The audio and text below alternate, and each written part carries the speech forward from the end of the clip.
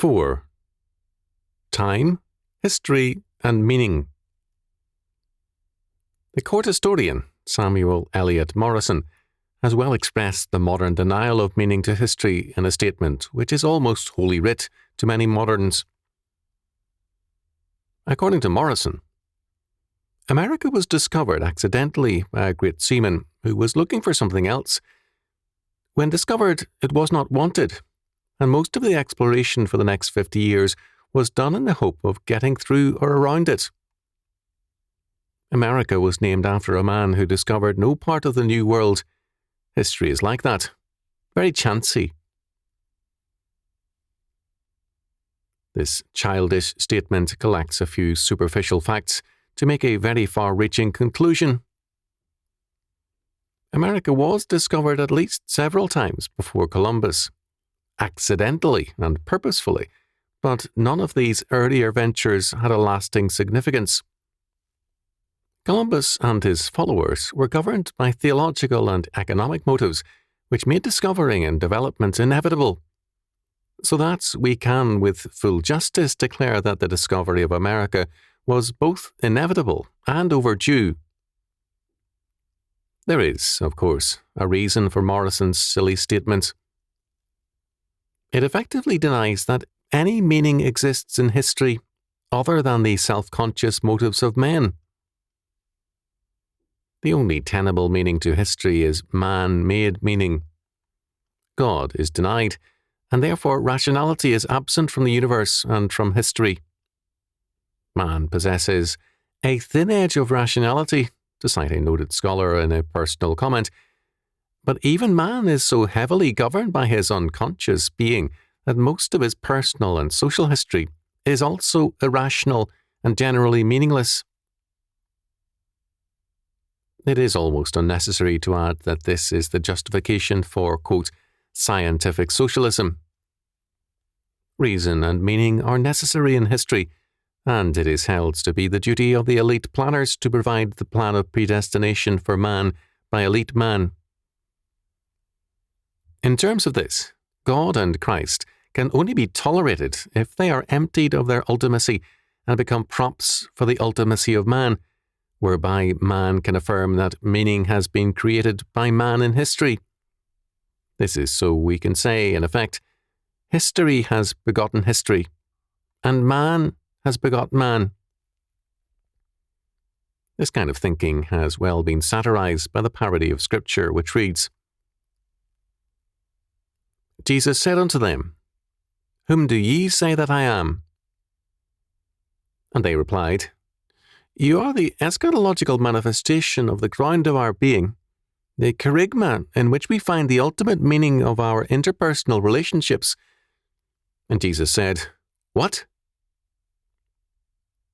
Such thinking well illustrates the problem which always confronts humanistic man, the problem of definition. To define anything is a major problem, because the most commonplace fact becomes elusive when attempts are made to define. Everyone knows what time is, but defining time is a major problem to science and philosophy. Is time succession or an appearance of succession? Is it an aspect of a space-time continuum, or is it broader still in its nature? A man can and does know far more than he can comprehend. I know my wife, for example, and I know her intimately and happily, but I cannot comprehend her. There is more to her than I am able to comprehend.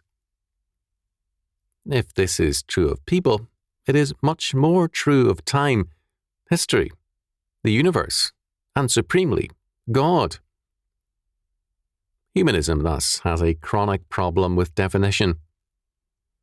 For me, the absolute and total comprehension of all things, my wife, the universe, time, history, and space, is in God, and I accept His creation as given and totally rational and comprehensible in Him. For the humanist, the only rationality is in himself, in man, and if he cannot comprehend the totality of things by the imposition of his rationality onto events, then he is left with a absurd, with irrationality. As a result, definition is essential to humanistic philosophy, but the more humanism concentrates on definition, the more elusive definition becomes.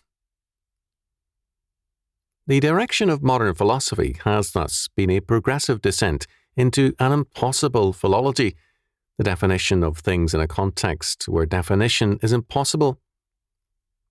The result is a paralysis of philosophy and of all theology which follows in this train. It is not surprising that Max Black begins his definition of meaning with the words, a highly ambiguous term. On the other hand, Edward Irwin tries to salvage some meaning for the concept of meaninglessness. To his credit, Karl Marx recognized this problem. He saw that philosophy was becoming bogged down in definition as it becomes more openly humanistic.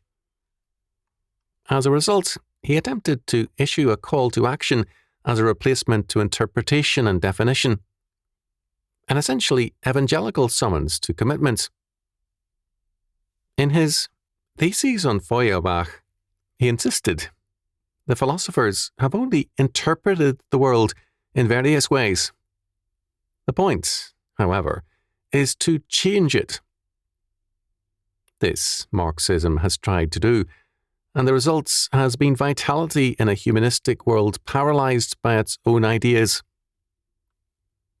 However, action is a consequence of meaning, a product of faith, and, with time, the poverty and irrationality of Marxism has taken hold of its followers.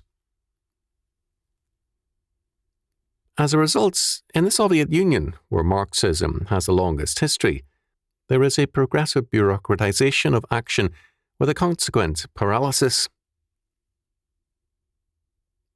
Marxist philosophy is faced with the problem of meaning, and it has no adequate answer.